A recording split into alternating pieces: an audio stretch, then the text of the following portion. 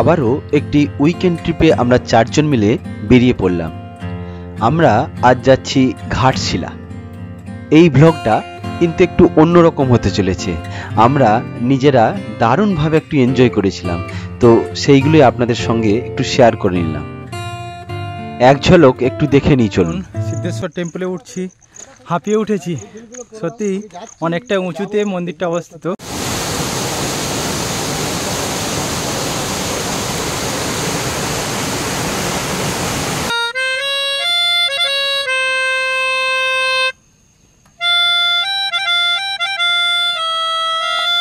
আমরা সিদ্ধেশ্বর মন্দিরের সামনে একদম নিচেটা, সামনে বলা ভুল হবে, নিচেটা আমরা এখন গাড়ি রেখেছি, আমাদের গাড়ি ওখানে আছে। আমরা একটু টেন্ট খাটিয়ে এখানে কিন্তু আজকে রান্না করে খাবো। তো আমরা টেন্টটা খাটাচ্ছি এখন। বৃষ্টির বাজার বলা যায় না, যখন খুশি বৃষ্টি নেমে যাচ্ছে।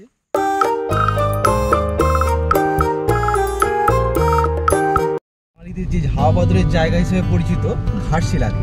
তাহলে চলুন আমাদের সঙ্গে। ঘড়িতে এখন বাজে 4:36, মানে আমরা প্রায় 6 মিনিট আগে গাড়িটা ছেড়েছি। তো বাইরের ওয়েদারটা দেখুন, বাইরে বৃষ্টি, মুষলধারে বৃষ্টি পড়ছে, আর আমরা গাড়িতে করে আজকে যাচ্ছি। তো দারুণ লাগছে। ধীরে ধীরে ভোরের আলো কিন্তু ফুটে উঠেছে। গাড়ি এখন হাই রোডে আছে। এদিকে স্যার ড্রাইভ করছে, ওদিকে আমাদের পালবাবু এবং মান্তু এখন খুব একটু ব্যস্ত। ও ইউকুলেলেটা একটু টিউনিং করছে আর কি। তো এটাই আমাদের আজকের ভরসা, মান্তুই ভরসা আর কি। দেখা যাক কতদূর গান বাজনা হয়। তো আমাদের গাড়ি এখন ছুটে চলেছে। বাইরে শ্রাবণের যে আকাশটা দেখুন কত সুন্দর, আর আমাদের অলরেডি গান বাজনা কিন্তু শুরু হয়ে গেছে। তো আজকে কিন্তু ব্লগটা একদম অন্যরকম হতে চলেছে। আমরা একটু নিজেদের মতছি। তো আপনারাও আমাদের সঙ্গে থাকুন, অবশ্যই ভালো লাগবে কিন্তু। বিষাদ বিধুর মনে স্মৃতির আনাগোনা, অধীর আকাশ বুঝি ছাড়ালো সীমানা, ঝোড়ো হাওয়া দিয়ে যায়, ঝোড়ো হাওয়া দিয়ে যায়, দোলা বনে বনে শ্রাবণ ঘনায়, দু নয়নে শ্রাবণ ঘনায়, দু নয়নে আকাশের মতো আঁখি মগন বরিশানে, শ্রাবণ ঘনায়, দু নয়নে। আমাদের গাড়ি এখন কোলাঘাটের ব্রিজ ক্রস করছে।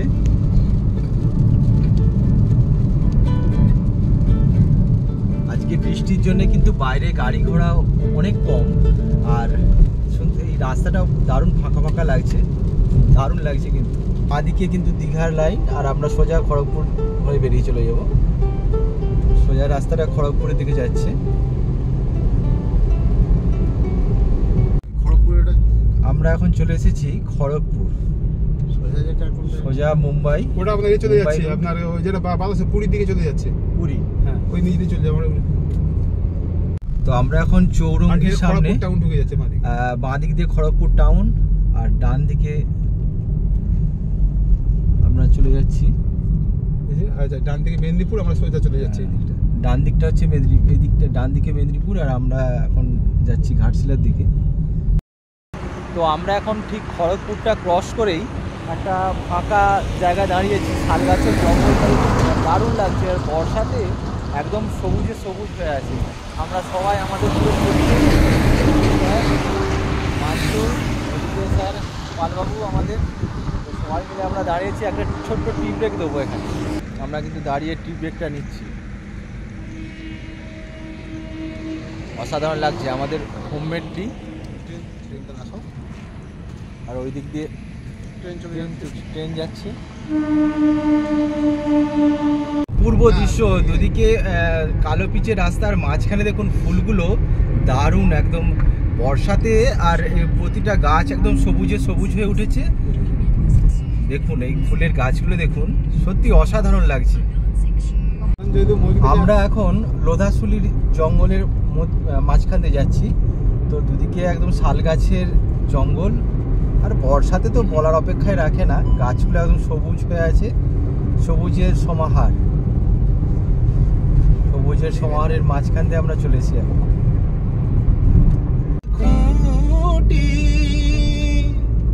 খুঁটির গোড়ায় নাই রে মাটি, কিসে ঘর হবে খাঁটি, কিসে ঘর হবে খাঁটি, ঝড় তুফান আসিলে পরে ধন্য ধন্য বলি তারে, ধন্য ধন্য বলি তারে।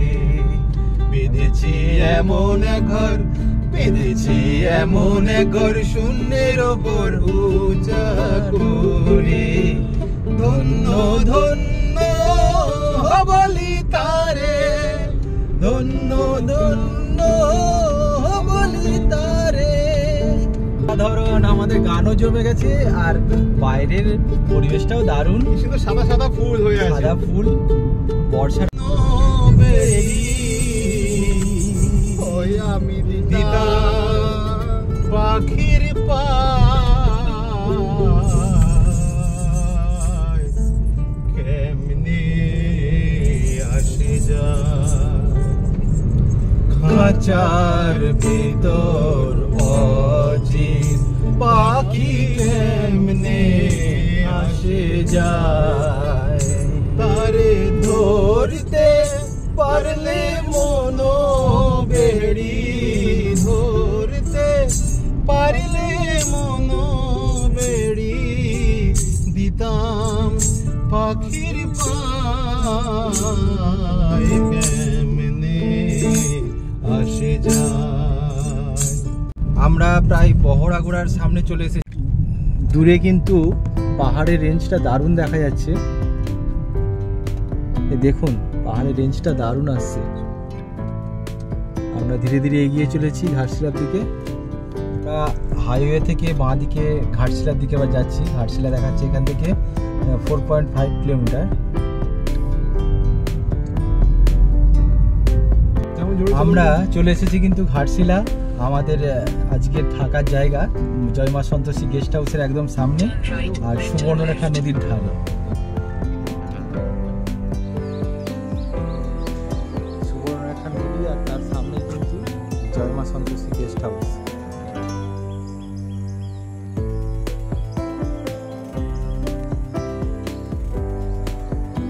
চলুন এবার ভেতরটা যাওয়া যাক। হ্যাঁ, তো এনাদের এখানে একটি মন্দিরও আছে, মন্দিরটা আপনাদের পরে দেখিয়ে দেবো, এখন রুমটা একটু দেখে নিই।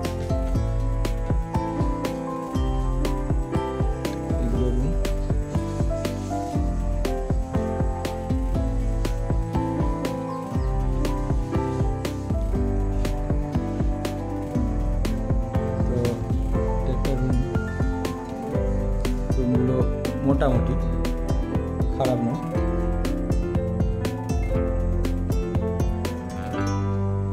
আর এখান থেকে কিন্তু সুবর্ণরেখা নদী একদম নদীর পাশে, ভিউটা কিন্তু অসাধারণ।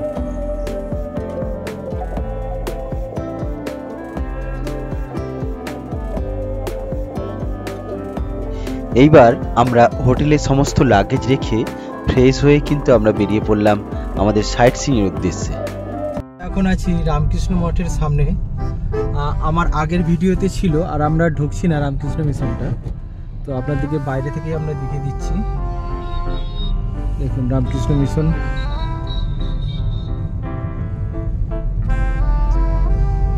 সোজা যাচ্ছি, ডান দিকে স্টেশন। আমরা এখন যাচ্ছি গৌরীকুঞ্জে, সাহিত্যিক বিভূতিভূষণ বন্দ্যোপাধ্যায়ের বসত বাটি, এটা গৌরীকুঞ্জ, ওনার স্ত্রীর নামে গৌরীকুঞ্জ। তো ওখানে আমরা এখন যাচ্ছি। এই যে এটা আমরা এখন আছি সাহিত্যিক বিভূতিভূষণ বন্দ্যোপাধ্যায়ের বসত বাটিতে। তো এখানে কিন্তু ভেতরের কোনো ফটো তোলা যাবে না, তাই আমি ভেতরের ছবি আপনাদের দেখাতে পারছি না, বাইরেটা আপনাদের একটু দেখে দিচ্ছি। এটা ওনার স্ত্রীর নামে তৈরি করা, গৌরীকুঞ্জ নামটা।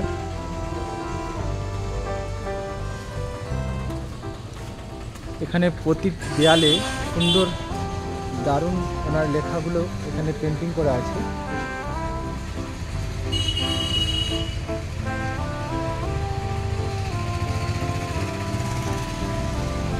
এখানে যে মঞ্চটা আছে তারাদাস মঞ্চ, অপুর পাঠশালা।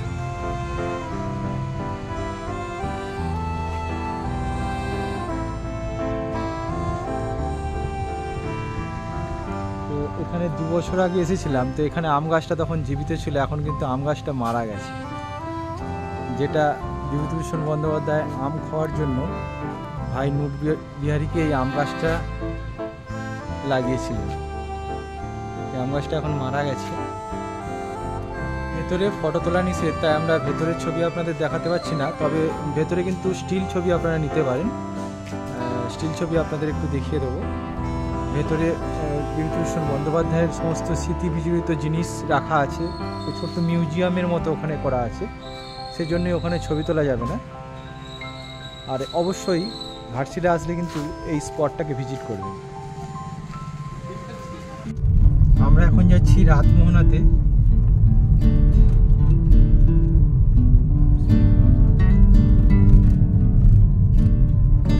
আমরা এখন আছি রাতমোহনার একদম সামনে। রাতমোহনাতে কিন্তু স্থানীয় লোকেরা অনেক মাছ ধরছে, কিন্তু সবাই প্রচুর জাল নিয়ে মাছ ধরছে। জল তো এখন ভর্তি, বর্ষার সময়।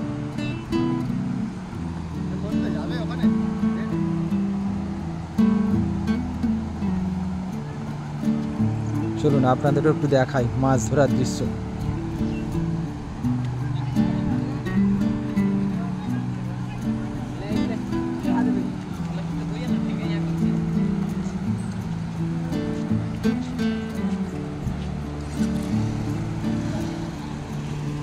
দেখুন প্রচুর মাছ ধরা চলছে এখানে।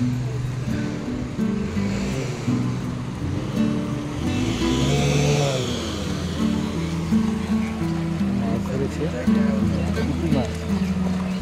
এখানে মাছ হচ্ছে, কত পুঁটি মাছ পড়েছে।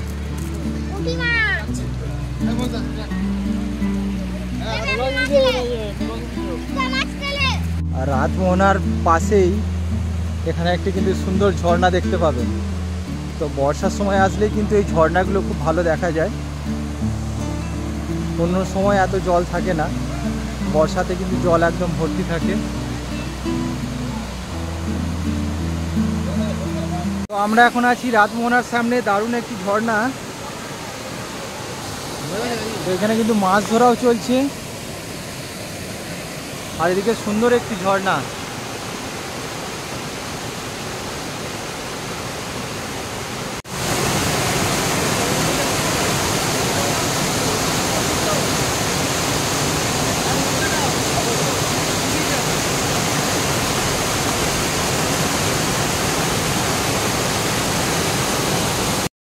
ঝর্ণার কাছে, রাতমোহনা ঝর্ণার কাছে দারুণ ঝর্ণার জল পড়ছে, ছোট হলেও কিন্তু বেশ ভালো।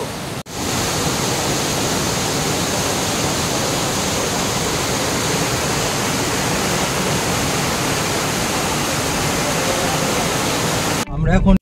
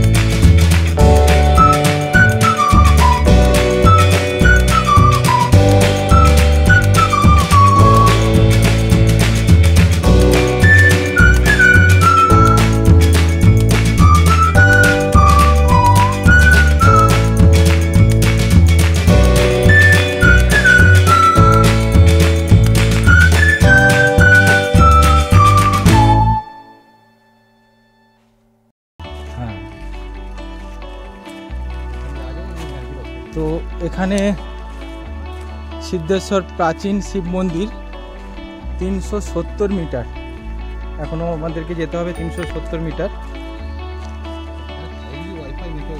সিদ্ধেশ্বর টেম্পলে যাওয়ার পথে আপনারা দেখতে পাবেন এই পাহাড়ের গায়ে এই পাথরে লেগে থাকা অভ্র। এখন সিদ্ধেশ্বর টেম্পলে উঠছি, হাঁপিয়ে উঠেছি। সত্যি অনেকটা উঁচুতে মন্দিরটা অবস্থিত। মেঘ কিন্তু একদম পাহাড়ের গাছগুলোকে ছুঁয়ে গেছে, আমাদের সবাই হাঁপিয়ে গেছে। আমরা তবু উঠে চলেছি ওপরের দিকে। এখন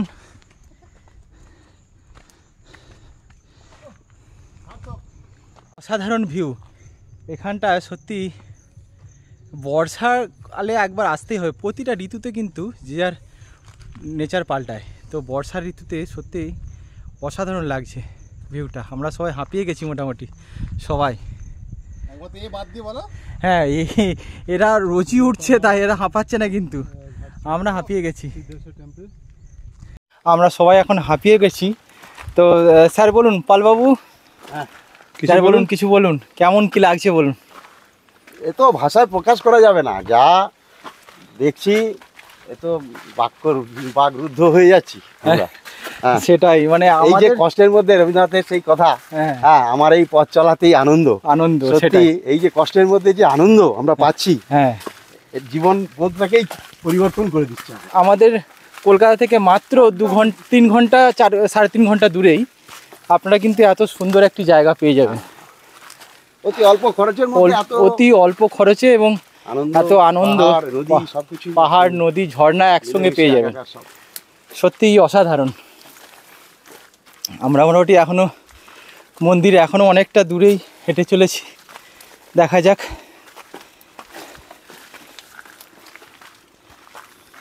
পৌঁছে গেছি সিদ্ধেশ্বর টেম্পলের একদম সামনে।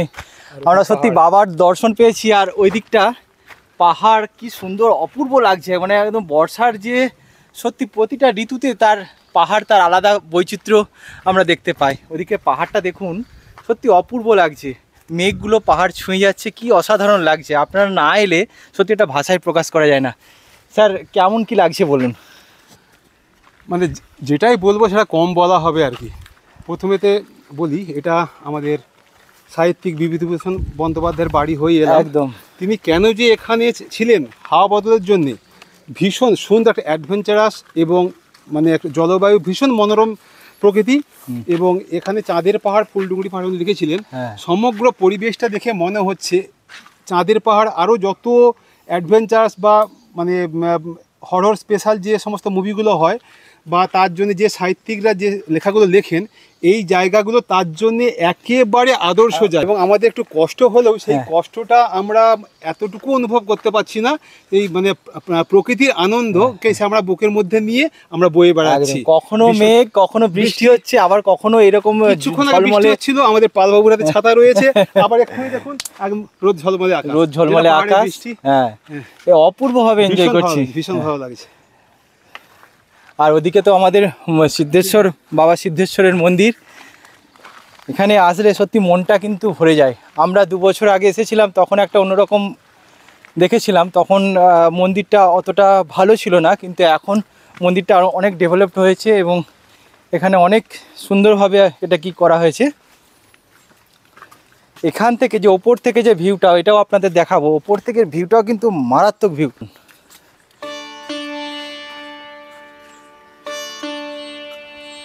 আমরা এখানে পুজো দিয়ে নিচ্ছি। তো এখানে কিন্তু শিব মন্দির খুব জাগ্রত, তো সবাই মিলে একটু পুজো দিয়ে নিচ্ছি।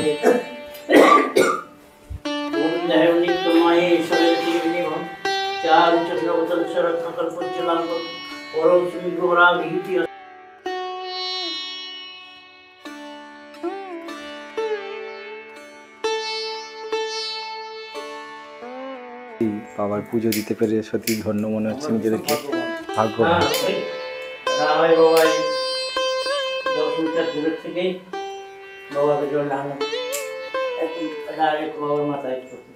সিদ্ধেশ্বর মন্দির থেকে, মন্দিরের ঠিক ওপরটা থেকে আপনাদের কিন্তু এই ভিউটা অসাধারণ লাগবে। চারিদিকে পাহাড়, পাখির চোখে ভিউটা কিন্তু অসাধারণ লাগবে। চারিদিকে পাহাড় আর একদম পাহাড়ের ওপরে এই ছোট্ট মন্দির, সত্যি অসাধারণ ভিউ।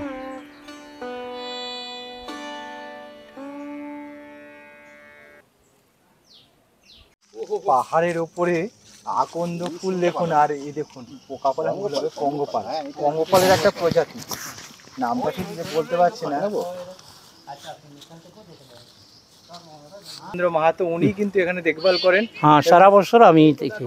আচ্ছা, এখানে কোন টাইমটা বেশি ভিড় হয়? এই শিবরাত্রি আর আপনার ওই শ্রাবণ মাসগুলোতে।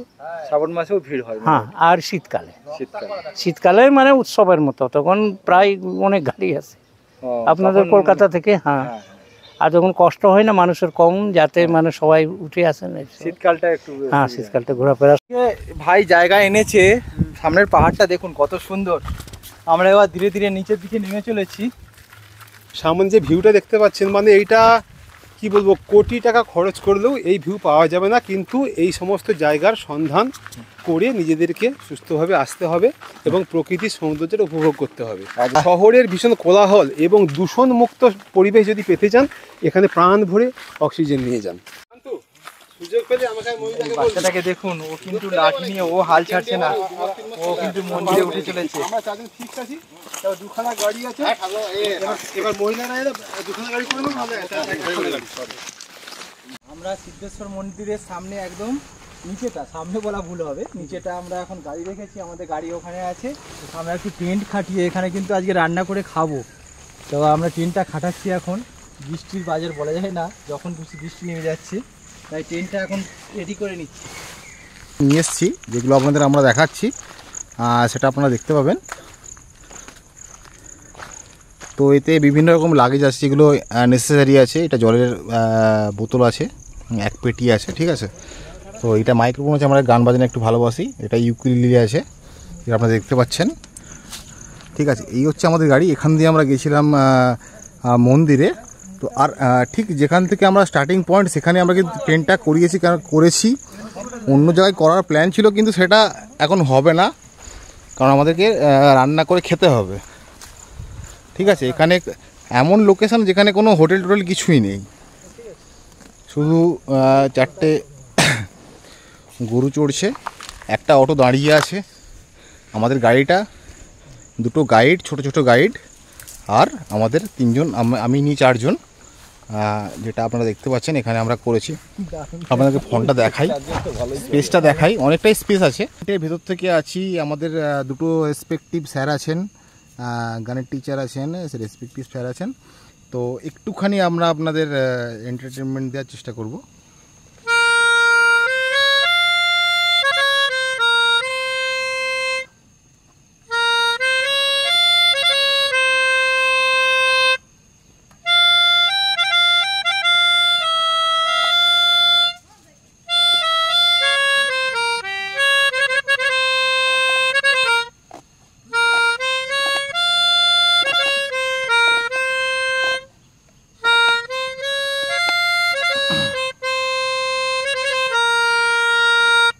জাস্ট আপনারা চ্যানেলটাকে সাবস্ক্রাইব করে দিন। আর এই যে চ্যানেলের আমাদের ওনার যে আছে ময়ূকদা, রান্না করতে ব্যস্ত, আমাদের আতিথেয়তা করতে ব্যস্ত, ঠিক আছে। খুব ভালো ট্যুর গাইড, দারুণ এনজয় করছি, দারুণ এনজয় করছি। তো আমরা ছোটোখাটো ইনস্ট্রুমেন্ট যেগুলো আমাদের পক্ষে ক্যারি করা সম্ভব, সেগুলো আমরা নিয়ে এসেছি। আর এই দেখুন টেন্টের যে সিলিংটা, সেটা আমরা কীভাবে বাইরে থেকে আপনাদের অলরেডি দেখিয়েছি, ভেতর থেকে আপনাদের ভিউটা দেখাচ্ছি জাস্ট। আর আমাদের আপনারা যে ক্যান ওভেনটা আছে, সেটা আপনারা নিশ্চয়ই দেখতে পাচ্ছেন, অলরেডি আমরা ভাত বসিয়ে দিয়েছি। আর আমাদের চ্যানেলের মালিক যে আছে, সে অলরেডি ছাড়াচ্ছে। এটা ওভেনের বাচ্চা না, ওভেনের নাতি আর কি। হ্যাঁ, এটা ওভেনের নাতি, ঠিক আছে। তো আপনারা মনে করবেন এর পাওয়ার কম, এর পাওয়ার অনেক বেশি, কারণ আমরা আগেও এটা টেস্টিং করেছি একটা অন্য জায়গার, এটা থেকে আমরা 8 থেকে 9 জন খাওয়া দাওয়া করেছি, এবং সেটা একটা এমন লোকেশানে, সেই ভিডিওটাও আপনাদের কাছে চলে আসবে শীঘ্রই, সেটাও আপনারা দেখতে পারবেন। এটা প্রথম যখন টেস্টিং করি আমরা।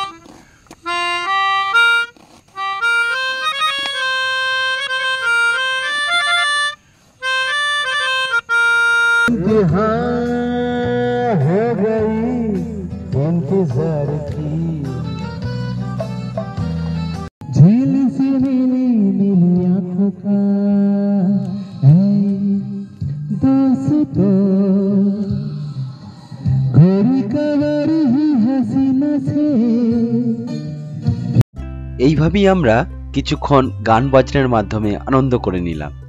আমাদের রান্না প্রায় কমপ্লিট। তো এখানে ভাতের সব সার্কুলেট করা হচ্ছে, ভাত, ঠিক আছে। আর খাওয়াটা মেন বিষয় নয় ট্যুরে। আর এর মধ্যে আমাদের ডিমের ঝোল করা হয়েছে, খোলার পরেই বোঝা যাবে কী হয়েছে।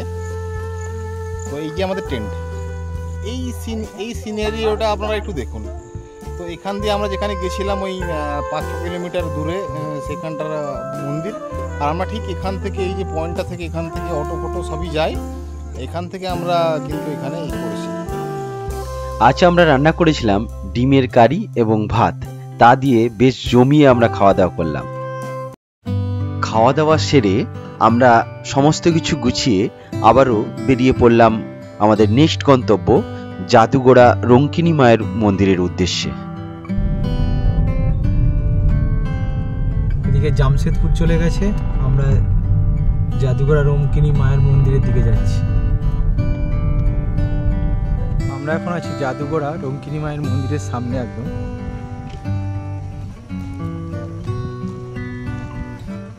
মন্দিরের সামনে এখানে কিন্তু এখানকার মন্দিরটা খুবই জাগ্রত মায়ের মন্দির। মায়ের এখানে অনেকেই মানত করেছেন যে যার মতো করে।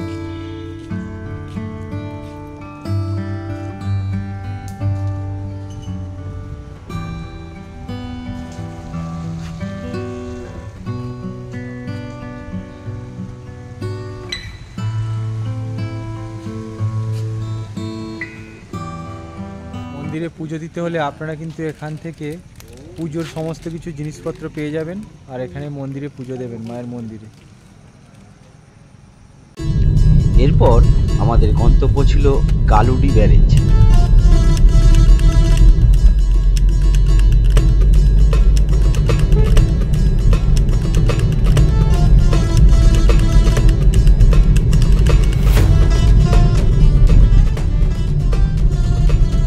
আমরা এখন চলে এসেছি গালুডি ব্যারেজেতে। আমরা এখন আছি গালুডি ব্যারেজেতে। গালুডি ব্যারেজে জলের স্রোতটা দেখুন, প্রচণ্ড জলের স্রোত, জল ছেড়েছে। তো সেই তুলনায় জল কমই আছে, বর্ষায় যেরকম জল থাকা উচিত সেরকম জল নেই, তাও অনেকটাই কিন্তু জলের স্রোত আছে।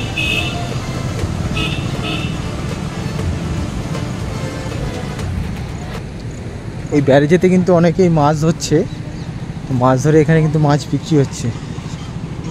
গালুডি ব্যারেজে দেখুন কীভাবে মাছ ধরছে সবাই।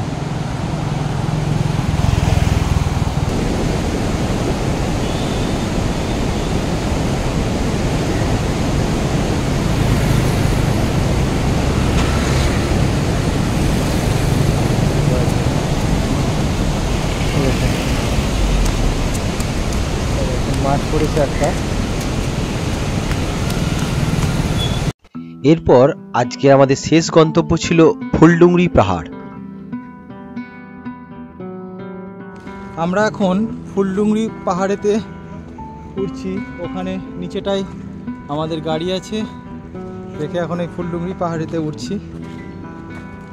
এটা একটি ছোট্ট পাহাড়, এটাই সেই ফুলডুংরি পাহাড় যেখানে বসে সাহিত্যিক বিভূতিভূষণ বন্দ্যোপাধ্যায় লিখেছিলেন তার বিখ্যাত উপন্যাস চাঁদের পাহাড়। সেটা থেকে সিনেমাও হয়েছে। এই জায়গায় বসেই কিন্তু উনি চাঁদের পাহাড় লিখেছিলেন। সত্যি জায়গাটা অসাধারণ, চারিদিকে শালের জঙ্গল আর মাঝখানে একটি ছোট্ট সমতল ভূমি। এখানে বসেই কিন্তু উনি চাঁদের পাহাড় উপন্যাসটি লিখেছিলেন।